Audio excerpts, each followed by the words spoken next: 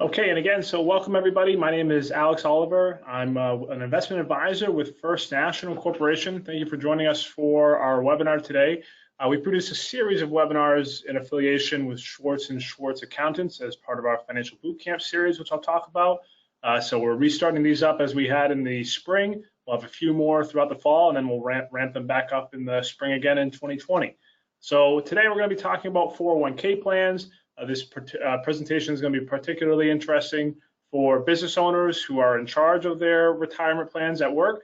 But even if you're an employee at another business, not a business owner, maybe some of this information will be enough ammo for you to go to your employer and maybe take a second look at your 401k plan if you haven't been happy with it thus far.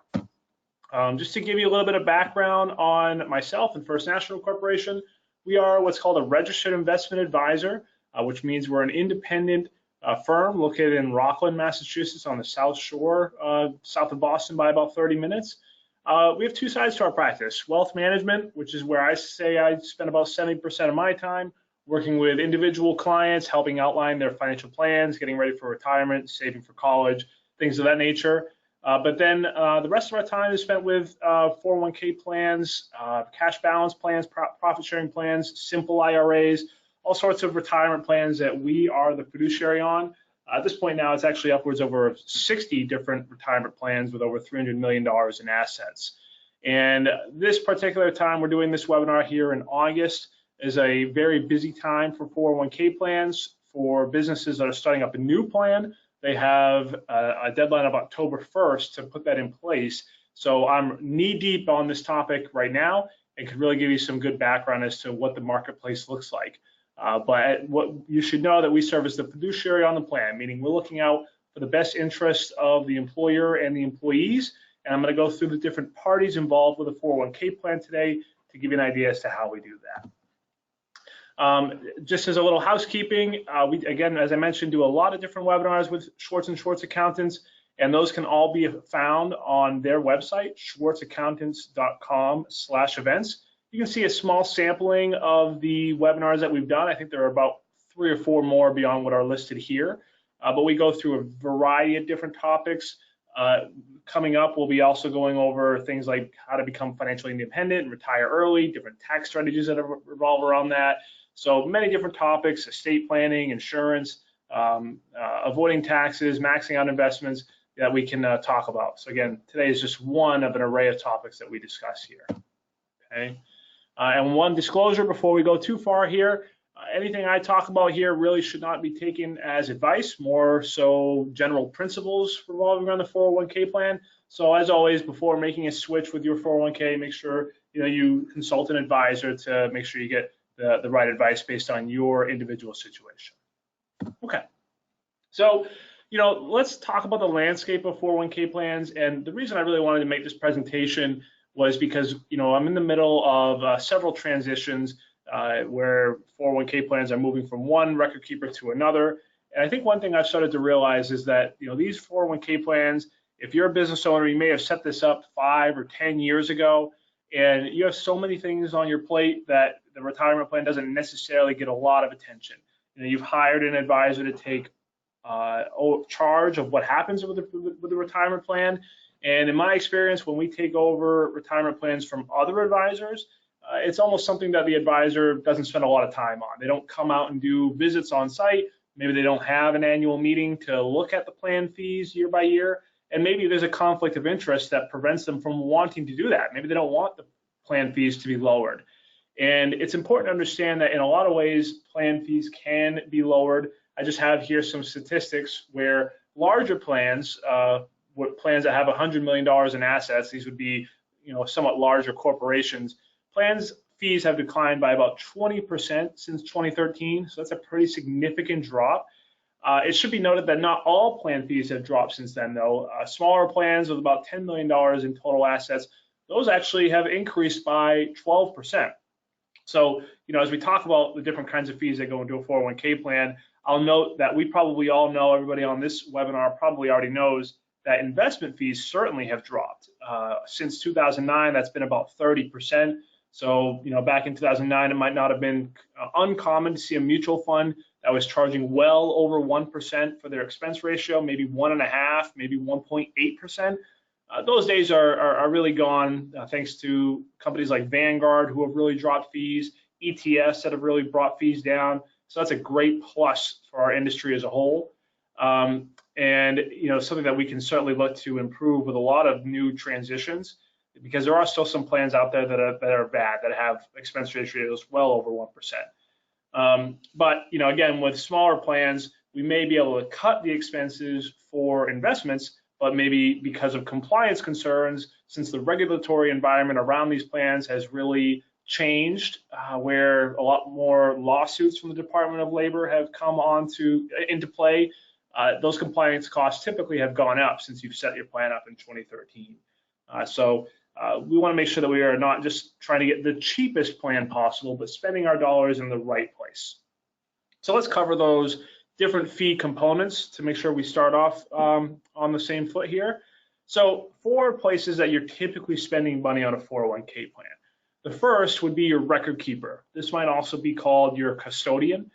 These are the people that you're actually logging into and you're seeing your 401k plan. So Fidelity, John Hancock, Mass Mutual, these kinds of companies. The name record keeper literally is because they're tracking the records of your large contributions. So every 2 weeks, when you submit payroll and you submit $100,000 worth of contributions, they're keeping the records of who actually gets what. And if you're giving a 3% match, who's getting what percentage of that? So this is a relatively inexpensive part of their 401k plan. Really great place now where a set of maybe 10 to 20 different record keepers have really come out on top here. And because of economies of scale, they can keep fees down. So we'll talk about how we can evaluate that. The second fee component, maybe the most important one that I'll talk about, is the third-party administrator. It depends on what kind of 401k plan you have, but this is going along the lines of the compliance aspects. So the third-party administrator tests the plan for compliance. If you're supposed to be making a 3% match to everybody, they're making sure that you do that by the deadline. They're helping you to file your Form 5500, etc. Okay. The investment advisor, this would be somebody like myself and First National Corporation.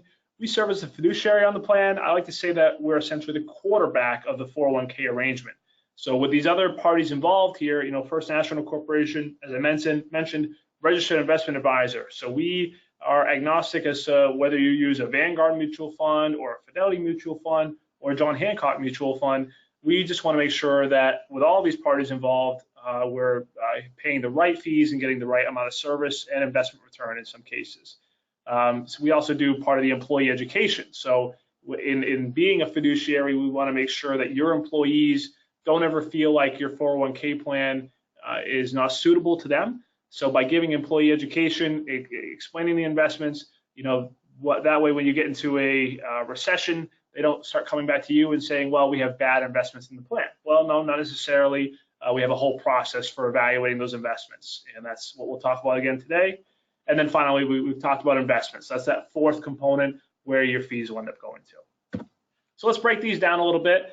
Record keepers. So this is just a small sample of the record keepers that we work with. As I mentioned, we have about 60 different 401k plans, retirement plans that we work with, and we have plans with all of these providers.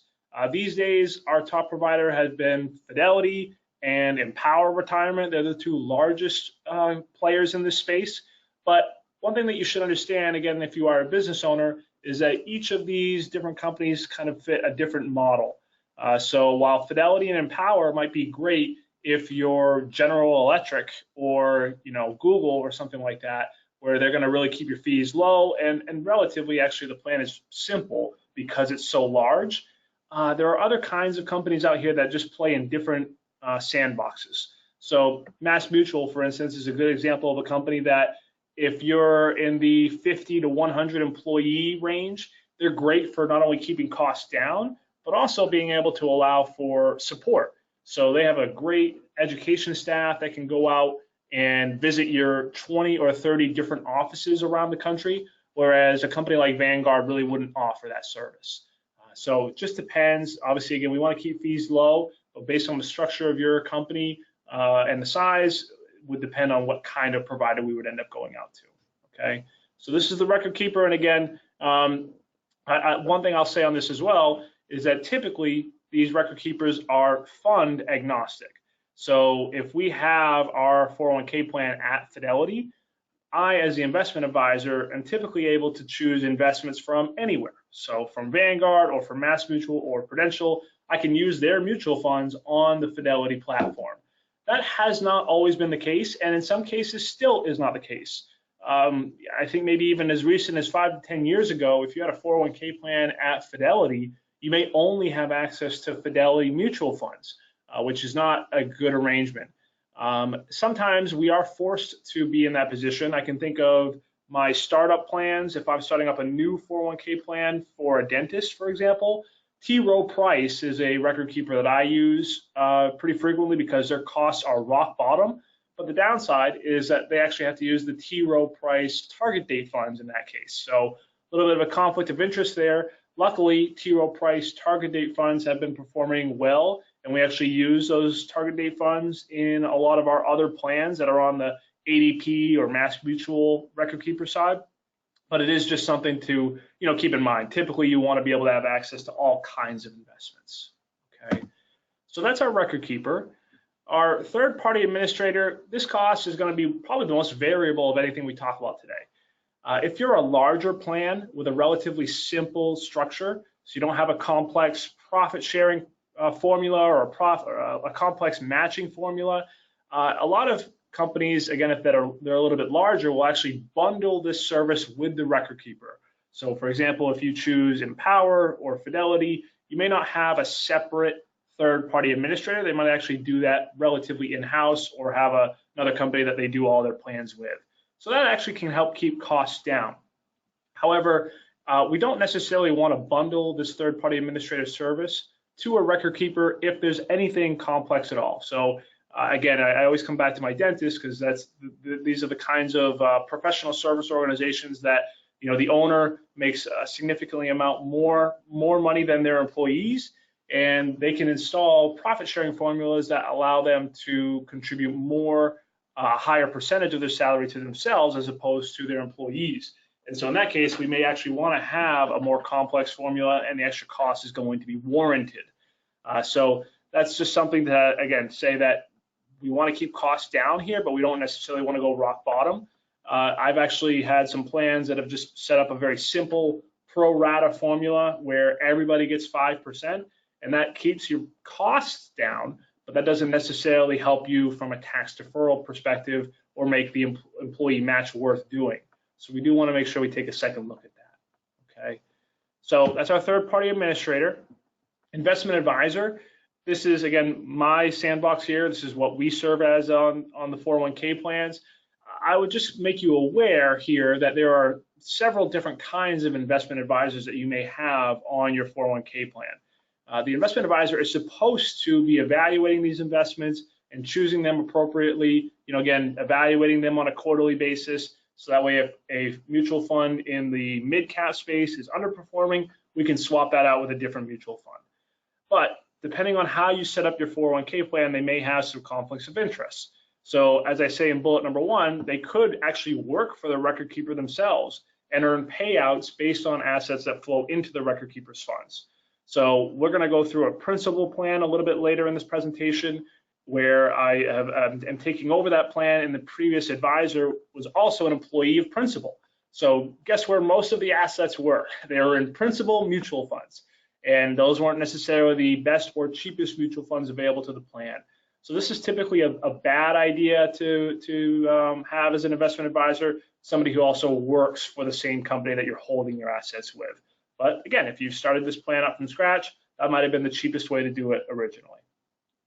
Second, they could be a broker who earns what are called 12B1 fees for placing assets in specific funds. So if I had the choice between a Fidelity and a Vanguard mutual fund, maybe the Fidelity fund is going to pay me as the advisor a certain percentage for putting that fund into the 401k plan. And again, this would present a conflict of interest. So I would advise not having an advisor that gets paid by 12B1 fees, because again, that's going to raise an issue where you're not necessarily getting the best in breed. Instead, you want to have what I have here in my third bullet point here, which is an independent registered investment advisor. They just get paid a flat fee and have no conflicts of interest. So whether it's the Fidelity fund or the Vanguard fund, that investment advisor doesn't get compensated anymore for putting you in one fund versus the other. They just strictly are choosing the funds based on their merits. And that's what you want to have, again, when you have a fiduciary serving on your plan. Okay. And then investments. So these are just going through the largest mutual fund companies by assets. As you can see, there are an array of different investment companies out there. Everybody is probably familiar, at least with Vanguard, probably in American Funds and Fidelity. But one thing I like to point out here is that there are, hundreds of mutual fund companies out there. And what I would also emphasize is that there's no one investment company that has the best mutual funds in every category. Instead, typically investment companies have different niches that they work with. So Vanguard, probably everybody knows, is a very low cost provider. They have low expense ratios that actually have recently been undercut by Fidelity, so they're no longer the cheapest. A lot of times Fidelity has cheaper mutual funds than Vanguard here in 2019, but they were the pioneers to bringing costs down. Now that's great, that for a lot of our models, for a lot of our mutual fund models, we will use a lot of Vanguard funds in places like large cap stocks. That might be the S&P 500 that tracks the 500 largest companies in the United States. A lot of studies have shown that there's not a consistent way for mutual funds to outperform the S&P 500 in that space when you take account their fees. Okay, so that would be somewhere where I would agree that completely passive investment is probably a good strategy. However, one example that I really like to bring up a lot is that Vanguard's emerging markets mutual fund, if you go look that up sometime, actually performs quite poorly. So we'll talk about how we do this in a second, but we will watch these funds and we'll see how they perform against their peers. So the Vanguard Emerging Markets Fund versus the 1,000 other emerging markets funds from American Funds, Fidelity, Barclays, Franklin Templeton. And Vanguard's Emerging Markets Fund is always in the 75th to 80th percentile, which means that if on average emerging markets went up 7%, the Vanguard mutual fund might only have gone up 4 or 5%, whereas maybe the American Funds Emerging Markets Fund was going up 12 or 13%. So again, maybe you got a little bit of a cheaper investment there. Maybe it was 0.3% versus American Funds at 0.7%. But if you knew you were underperforming by 5 or 6% per year, you would not want to use the Vanguard mutual fund. Okay, so again, 401k plans should have a mix of various investment companies within their platform. Okay, so those are the different 4 categories. And now, what I think you really came for this presentation for was to see how this gets broken down. And we every year will put out a benchmarking report for our 401k plans to make sure that their costs are in line with their peers. You're required to take a look at this every few years. And again, just make sure that what you're paying your record keeper, what you're paying your third-party administrator is in line with industry averages. So this book called the 401k Averages book, it looks at all sorts of businesses that might be similar size to you. So just as an example, you might have $2 million of plan assets and 50 employees. That would be one set of data. You may have $2 million in assets and 10 employees. That would be a different set of data. And obviously, the larger your plan gets, typically the lower your costs get on a percentage basis because, again, of economies of scale. So we want to look at that. Again, if you started your plan from scratch, you want to make sure you're reevaluating this at least every 3 years to ensure that there aren't other providers out there that maybe now you've gotten to $1 million or $2 million that might be able to lower your costs. Okay. So let me just show you this benchmarking report really quickly here, just to show you what it looks like. This is where we go through, and I'll tell you that 401k plans almost intentionally try to hide these fees because, again, some of the high cost providers don't want you necessarily knowing how much you're spending on all of these things. And so what we do is we go to Fidelity or we go to American Funds and we pull what's called a fee disclosure report that will outline every single fee from your investment expenses to your compliance to your record keeper, and then we're able to compile it into this one report and give you kind of a round number here. So this is just an example of a plan, 52 employees, about $4 million in assets. We've totaled up all their investment fees, their record keeping, their investment advisory. ERISA budget, this is not so common today, but again, going back to those 12B1 fees where an advisor may get compensated for putting certain investments in there, there are also other investments that may pay the business owner a certain budget back to offset their plan costs, which sometimes can be good and sometimes can be bad, but we want to make sure if it is in there, we take that off the costs. So in this case, this plan had about $41,000 in total expenses. Well, what does that mean? What we go and do is we find the employers that have somewhere around that benchmark. In this case, we're using a benchmark that has about $5 million in assets and 100 employees. So not completely on track here, but that's the closest that we could find given the asset total and the employee count. So these gray marks are going to be the benchmark average, and then these blue marks are going to be the actual company. You'll see there are some places where we're doing well, investment expenses are low, whereas record keeping is high. I would advise a little caution when looking at that at first, because that doesn't necessarily mean that you're paying too much for record keeping. Again, these different companies will put costs in different places. So, there are some companies that will just lower the record keeping costs, but the investments within that platform are much more expensive. So instead, what we try to do is look all in and see what we look like as a bundled cost. And we'll see in this plan that this plan is paying 1.01% of assets, whereas the benchmark for this kind of a plan all in is 1.29%. So we would look at this benchmark report. It would be something that if we ever got audited for our business, we could produce for the last 5 years and say we were always below the average.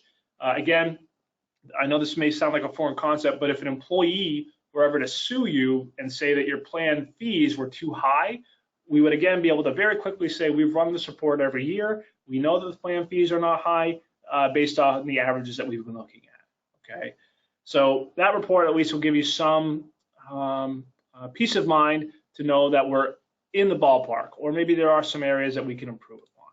Okay, so every 3 years, as I mentioned before, we will typically go out and do a provider search just to see if there's one company out there that's being a little bit more aggressive on pricing that we might be able to move you over to. Transitioning a 401k plan is certainly not easy and not necessarily a fun process. It can be about a 90-day process, committing about 5 or 10 hours a week with people in your staff trying to get all the records from one to another transferred. But as you'll see in this example here, there are some definite opportunities for plan savings. So again, this is a plan that I've been working on recently, where an office was started up with principal a long time ago. Now they've got about $850 in assets, 13 employees, and you can see their plan costs over here. I just want to go through these one by one. If you were looking at your plan, or this 401k plan, I think the first number that would jump out to you is that their investment expenses are about 1.58%.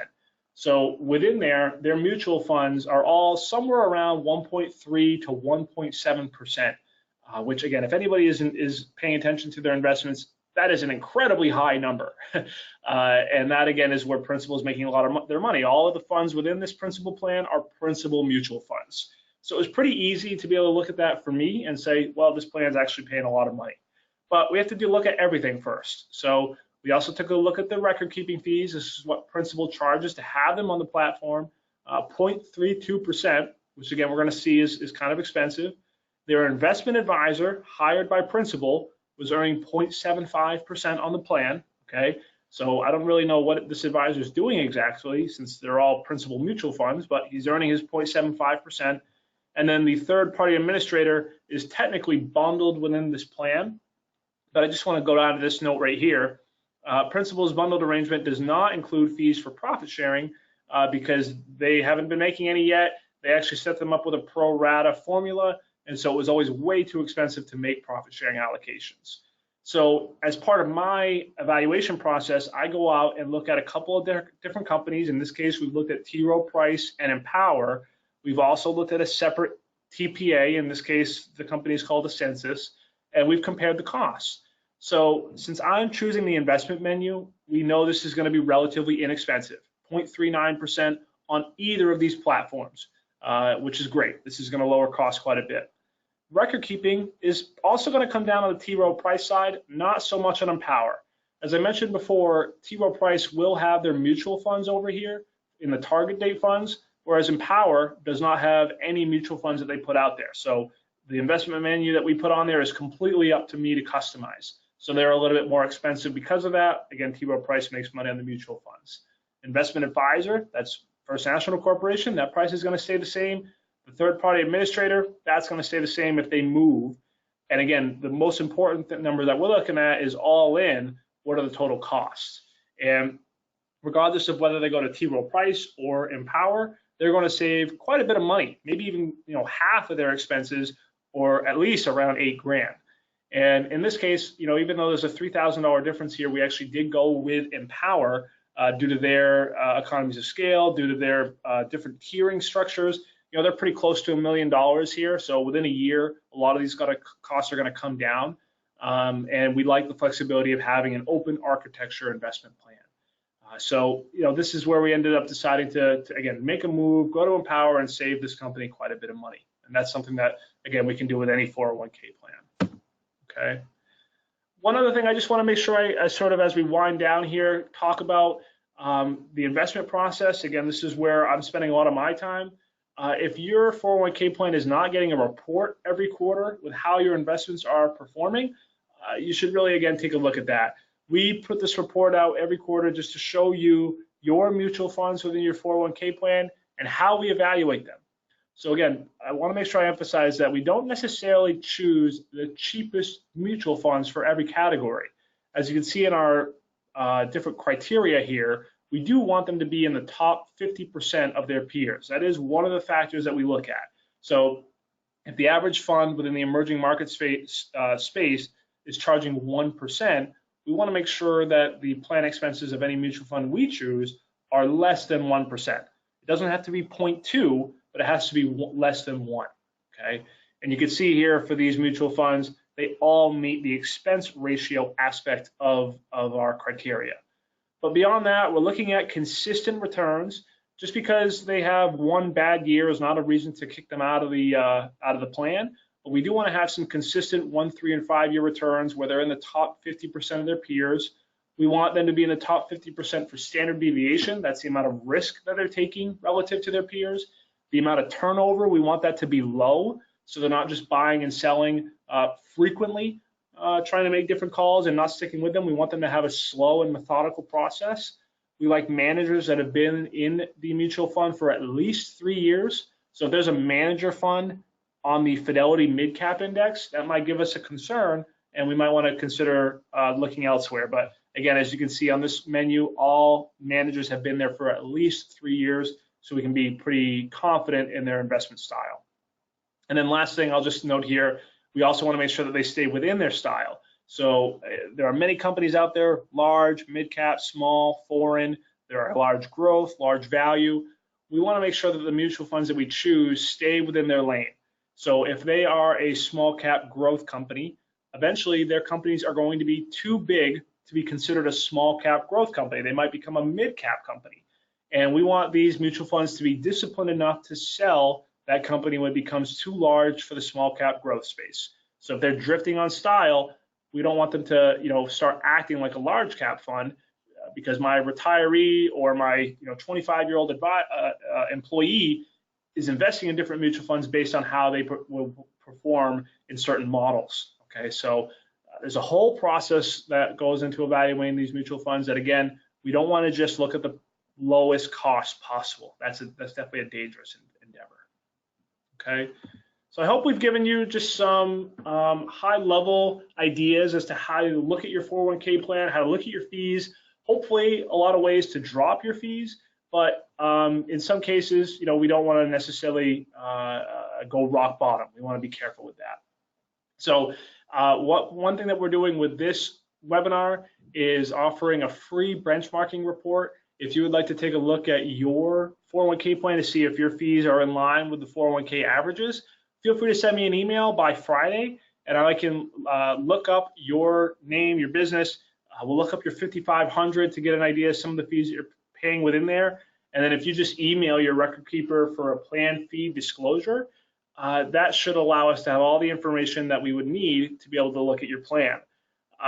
This is a great thing to do if you've never done it.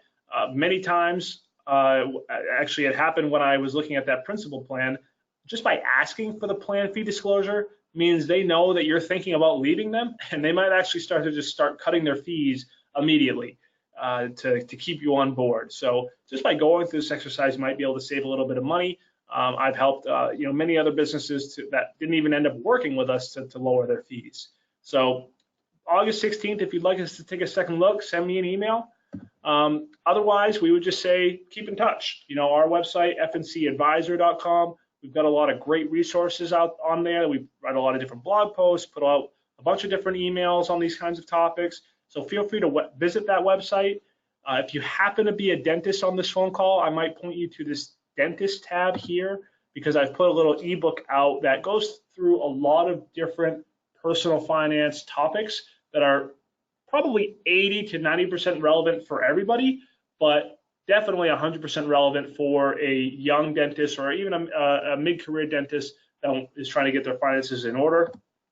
We put this out for free just by putting your email in at fncadvisor.com/dentist. Again, goes through a lot of the basics of personal finance as you get to be in your 40s and 50s, how to really structure your business and your practice. We go into retirement plans here, 401k, profit sharing, cash balance plans, those kinds of things. And then talking about exiting your practice, how to sell it at its peak when you're around 60 or 65. So again, that might be a resource that could be useful to somebody on this webinar, fncadvisor.com/dentist.